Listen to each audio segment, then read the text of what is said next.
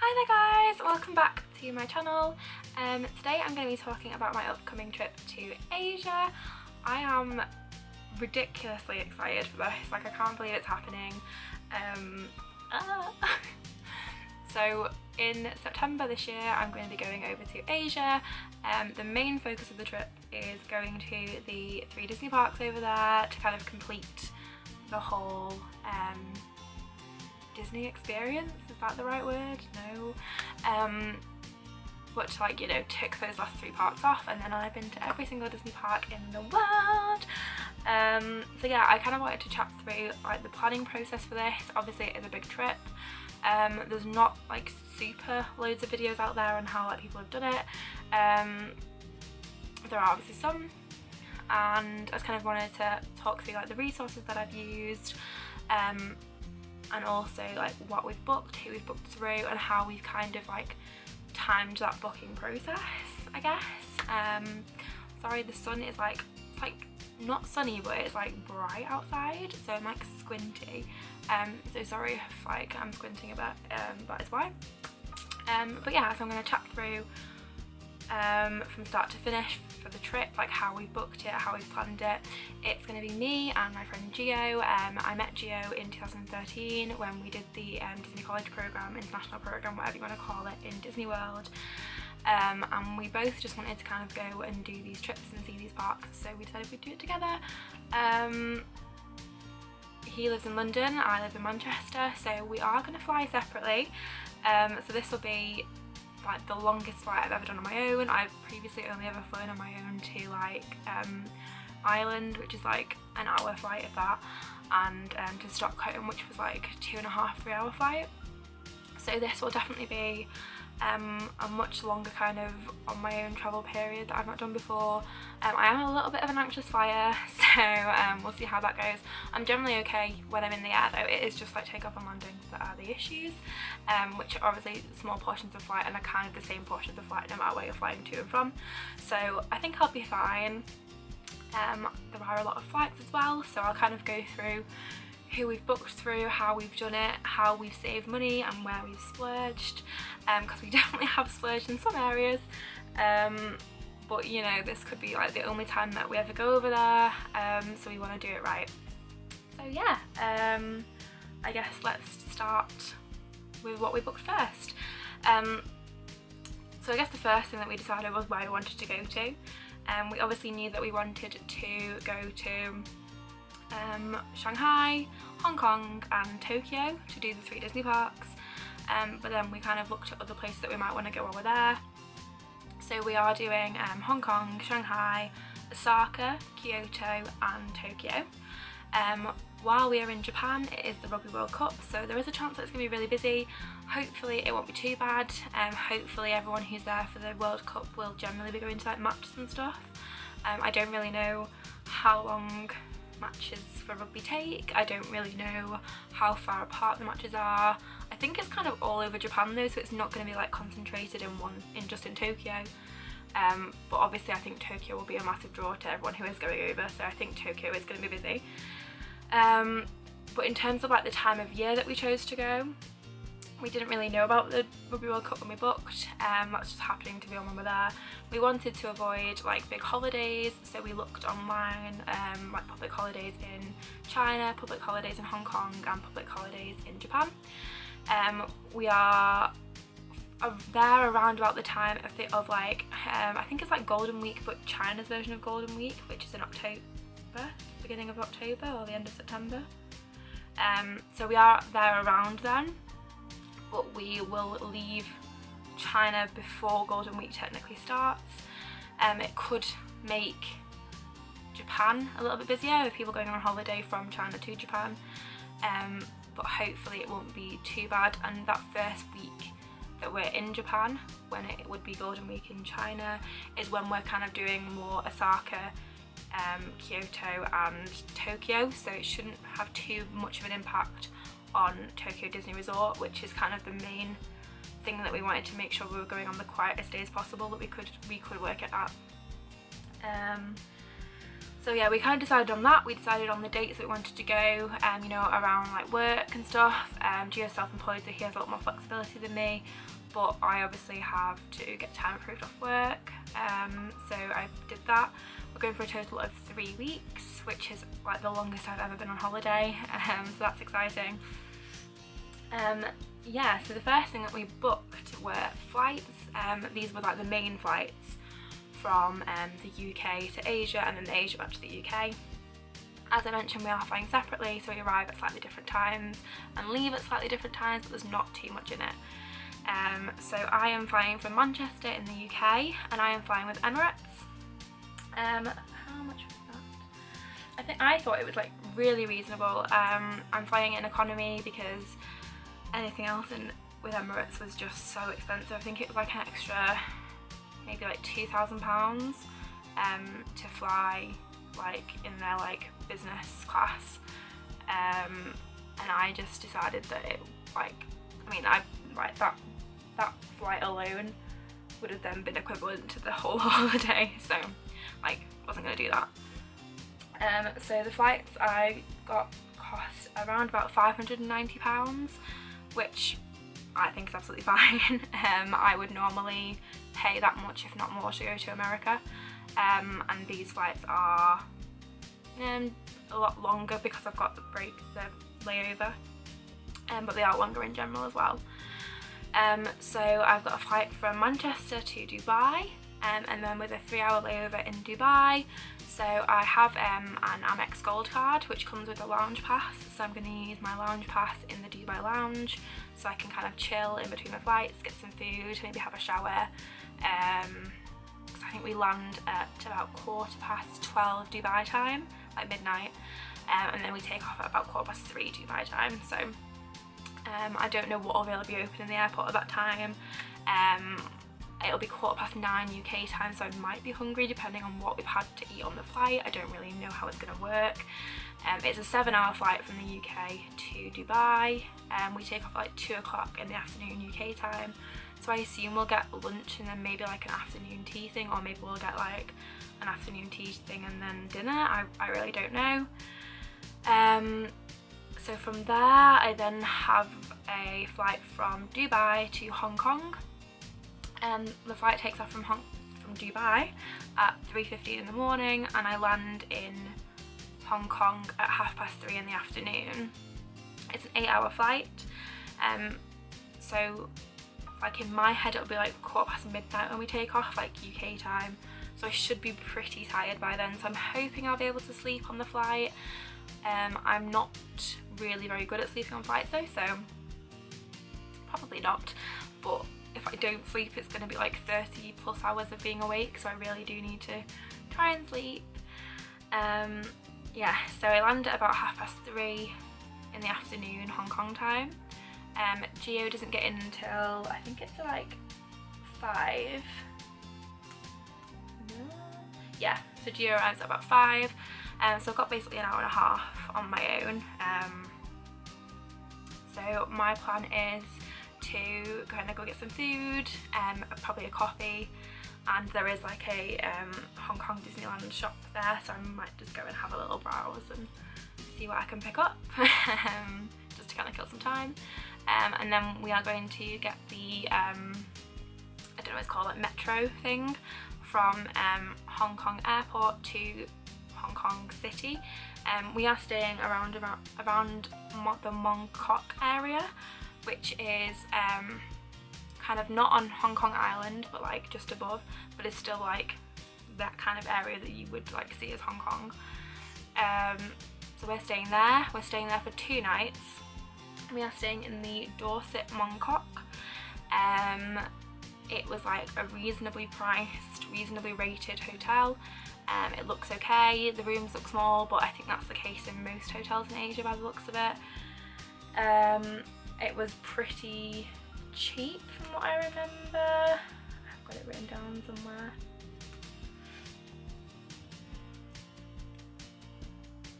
So yeah, so over the 2 nights in that hotel it came to about £140, so can't really grumble. £70 a night, £35 each night, pretty great. It's a good location. We are walkable distance to like the nearest, I'm going to say metro, but I don't know if that's actually what it's called. I think it's like MTR or something like that. Yeah, we are close to a metro station, so we've got easy access to the city. The 2 nights in that hotel are just for sightseeing in Hong Kong. So we basically have 2 full days in Hong Kong itself. Obviously the night that we get there, by the time we get into Hong Kong, I would probably think it'd be like 7 PM at the earliest, at which point I think we're both going to be pretty knackered. So maybe go get some food and then sleep. So then in terms of our plans for Hong Kong, I basically use these books for all of my research. I have done more research than this, but this is the basis for them all. I have these books for basically every holiday that I go on. Yeah, I get these books for basically every holiday I go on because I think they just look really nice on my like shelf with all the places that I've been. So yeah, I started with this as like a good way to kind of research what was available. So these are the Lonely Planet pocket guides. I just find them really like helpful and handy.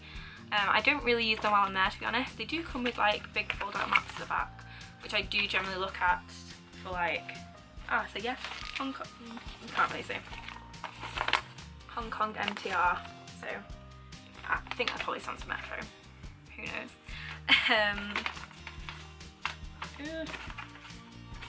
So yeah, I use this as a good like start off for maybe some restaurant ideas, like the top sites that we want to see, things we want to do, and kind of what's near each other. So like this separates the sites and everything into like sections of where you are, so this kind of splits it up, and then each of these sections has a little chapter in the book, so you can like, okay, well, we want to do the Star Ferry, what's near the Star Ferry, and kind of use this as a good way to see what's nearby. So that's what we kind of used as a way of seeing what we wanted to do. We've actually ended up booking on a tour, so we are doing a walking tour on our first morning, and we booked this through Viator, I think. Yes, through Viator, and it's just a tour of like Hong Kong Island kind of size. I think like the gardens, kind of near to like the Peak Tram and things like that. So like this kind of area, I think, is where the tour is. So we're gonna kind of get the metro down. We meet near one of the metro stations, so get the metro down to that metro station, have our tour, and then we want to go to Tim Ho Wan for lunch. I first heard of Tim Ho Wan while watching TDR Explorers videos when they did their like 2-week tour of all the Asia parks. If you haven't seen those, I will try and link them down below. I've used TDR Explorer a lot during the research for this, especially for the Disney parks. He's done all the Asia Disney parks, does them quite a lot, and obviously he's based in Tokyo, so used his pages and his books a lot. I will link those down below and I'll kind of mention them as I come to what I've used, but that's where I kind of first heard about Tim Ho Wan. It is like a Michelin star like dumpling place, and it's like in a mall.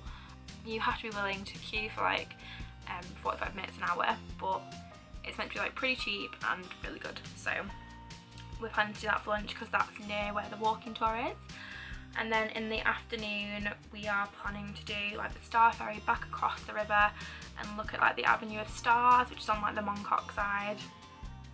And then there is a market called the Temple Street Night Market, so we're going to eat there for dinner, we think, or have a wander around. Don't really know what's going to be there. And then they do a light show on like the river, or is it river or is it sea? I don't actually know. It might actually be sea.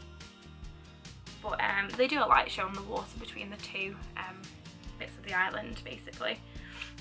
So we're going to watch that hopefully that night and then head to bed.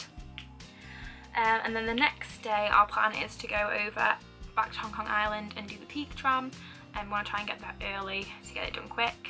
We are going to try and book like a fast pass ticket kind of thing. It's through Klook. Again, I'll link Klook down below. So this is like it's called a 3-in-1 combo ticket. I don't really know, but it kind of books you onto a tour group to go on the Peak Tram, which means that you can like bypass one of the lines basically. So I think we're going to do that. It's pretty cheap. It's like £4 or £5 to book onto it, I think, to do, or maybe £6, and to do the tram on your own would be like £3, so there's not too much in it. So that is the plan, and then we are going to see if there's anything else that we want to do. If we've seen anything else, kind of pick that up in the morning. And then the plan in the afternoon is to travel over to Hong Kong Disneyland. I think we're going to do that by public transport, but we could get a taxi. We'll kind of see how easy it was to use the public transport, because there is a line that runs directly to Disney. Because we are then doing 2 nights in Disney's Explorers Lodge. We booked that hotel because it was like reasonably priced, and it's just really pretty. It looks a bit like Wilderness Lodge kind of mixed with the Polynesian, kind of how I would describe it. Again, TDR Explorer stayed there, and I just thought it looked really nice. A lot of people seem to stay there. It's one of the newer hotels at Hong Kong. I think it is the newest hotel actually at Hong Kong Disneyland. And yeah, it just looked really nice. So we booked that. So that was £373 for the 2 nights. It's obviously a lot more than the one we're staying in Tokyo.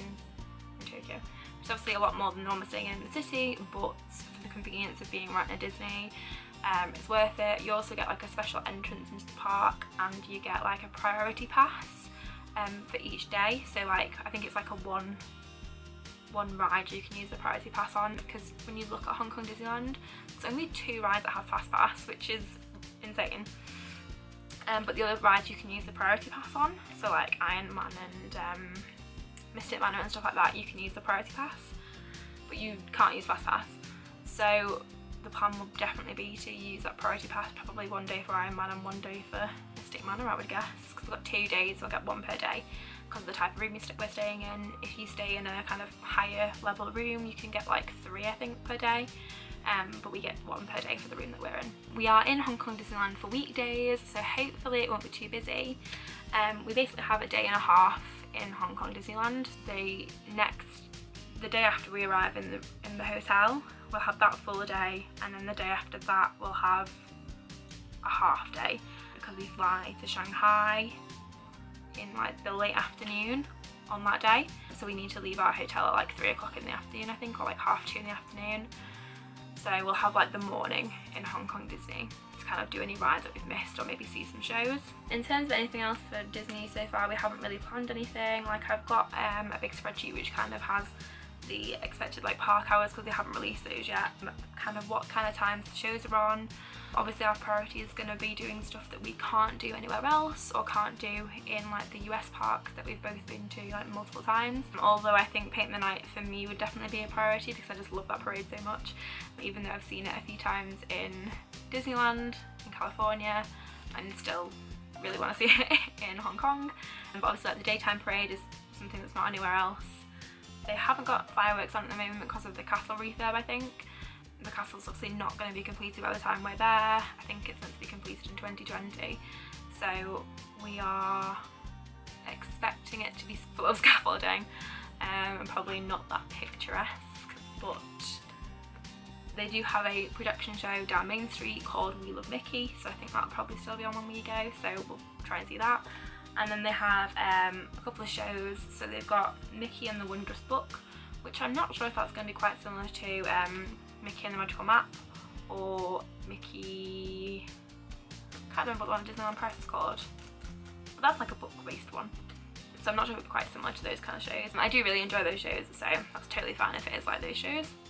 They've also got a show called Moana, a Homecoming Celebration, which is like a little stage show type thing. It looks a little bit like at Disneyland where you got like Fantasy Fair, like a little stage with like a little show on it kind of thing, like not a big full theatre situation. So probably try and see that as well, because that looks quite cute. And then they do have Festival of the Lion King, but obviously Festival of the Lion King is in Walt Disney World, so we've seen that. So if we don't see Festival of the Lion King, like, that's totally fine. I'd rather concentrate on the rides that we can't see. We are then flying from Hong Kong to Shanghai on the Thursday afternoon. Our flight is at 5:30 to Shanghai. Shanghai and Hong Kong are in the same time zone, so there's no issue with like changing time zones on that flight anyway. We are flying with Cathay Pacific from Hong Kong to Shanghai. We are flying business class,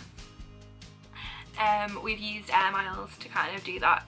Obviously it has made it a lot more affordable. It's actually worked out really cheap for us to have our internal flights in the end by using Air Miles. So Cathay Pacific are part of British Airways, like One World Group I think it's called. So you can use like British Airways Executive Club miles to book those flights, and the like flights internally in Asia are actually quite a good use of those miles. So yeah, we're flying business class. It's not gonna, I don't think it's going to be one of like the big long haul planes. I think it'll just be one of their like domestic planes, so it will just kind of be more like premium economy style seats and stuff. It won't be like the big lie flat beds, but we are only on the plane for 3 hours, so I don't really need to have a sleep. So I've been using this app called TripIt to kind of like keep track of everything, because we've booked everything separately, nothing's been booked through the same websites. It's quite difficult to kind of keep track of all our bookings and things, so I have been using this app called TripIt. I will try and link that down below as well. It's really handy. I'll just kind of show you how it kind of works. So you get your confirmations into your email, and then you can forward them on to the app, and it will, where it can, automatically fill them in and like put them on like the map that you've got, and you can kind of see where you're going. It'll also kind of note things down like confirmation numbers, things that you might need to know. And yeah, it's just really handy, and it's just a good way. And you can also like share it with like your family. So I've added my mum to the trip so she can read only on it, but it means that she can see where I'm staying, when my flights are, like contact numbers for the hotels, things like that. So if there was like an emergency or anything that she needed to contact me, she could do, which I think is great. Completely not sponsored or anything else, but yeah, I would recommend that you check the app out. It's really useful. So yeah, so we arrive in Shanghai at 8:10 Shanghai time. So we will then be getting a taxi from Shanghai to Shanghai Disneyland. We are staying in the Toy Story Hotel in Shanghai Disneyland, and we are staying there for our whole stay in Shanghai, just because we're only going to do 1 day in Shanghai like itself. The rest of the time we are staying in Disneyland. We're only there for 3 nights, so there was no point like switching around. We're just going to stay where we are. So yeah, we're staying in the Toy Story Hotel, and that cost around about £460 for the 3 nights. So about £150 a night, so £75 each night, which is again really not too bad for a Disney hotel. With that you get to book 1 fast pass in advance, as long as you kind of link your tickets to your reservation or buy them when you get to the hotel. And you also get priority entrance through Disneytown. I've been watching Eleanor Dreaming. They have done a trip to Shanghai this year, and that extra like half hour in the morning looks like it's priceless. So I'm really like happy that we are staying on site and we get that half hour. The 2 days we're in Shanghai Disney I think might be quite busy. We're there on a Friday, which might not be too bad, but then we're also there on a Sunday, and the Sunday is the Sunday at the beginning of Golden Week, so I do think that's going to be like busy. But we are only there for like a half day that day, so it's not too bad. The main thing that we're going to be doing is that Friday, I guess, when we'll try and get everything done. It is only 1 park. Obviously a lot of the rides are new and like higher tech than other versions of those rides, so I do want to try and kind of do most things. They have fireworks there, so I'd like to see the fireworks, even though I think they're basically the same fireworks as they are at Disneyland Paris. I have only seen the Disneyland Paris ones once, so I'd quite like to see those. They've got the parade, and then they've got like quite a few like little shows. They've got like the Captain Jack stunt show, which looks quite cool, Tarzan Call of the Jungle, which was a show as well, and Golden Fairy Tale Fanfare, which looks like a castle stage show, but that's only on like in the morning. And then obviously they've got Fast Pass. Their Fast Pass system is quite a lot like Disney's Max Pass system, where you book your Fast Pass on your phone. So I really loved that system in Disneyland, so I'm excited to use that kind of system again in Shanghai. And yeah, so we are doing 1.5 days in Shanghai itself. No, sorry, 1.5 days in Shanghai Disneyland, and then 1 full day in Shanghai. So for our day in Shanghai, again, I did try and use this, but this is like the thinnest book for any like of the places that we're going. So we were really struggling on what it is that we want to see. So we have booked through Viator again. Viator, I don't know. Viator, a private 4-day tour. Which means we'll have somebody who will meet us in central Shanghai and then kind of show us around, take us to the top sites, maybe take us to some like popular places that we wouldn't have known about otherwise. And yeah, so that's what we're doing that day, because we were struggling to find what it is that we wanted to do. The top sites, like there isn't like loads, like a lot of it's like museums, and I kind of want to see what's popular, I guess. And a lot of the day tours that people were going on, we just didn't know if that's what we wanted to do, so we just thought we'd rather have one person who we can be with and they can show us around, and then they can maybe either leave us somewhere at 6 o'clock when we finish the tour and that we can go and pick up dinner ourselves, or we can then just go back to Disney and get something to eat from Disney Town, Cheesecake Factory maybe. And then we are back in Shanghai Disney for the Sunday morning before our flight to Osaka at 6:10, so we need to leave Shanghai Disney around about 3 o'clock, I think.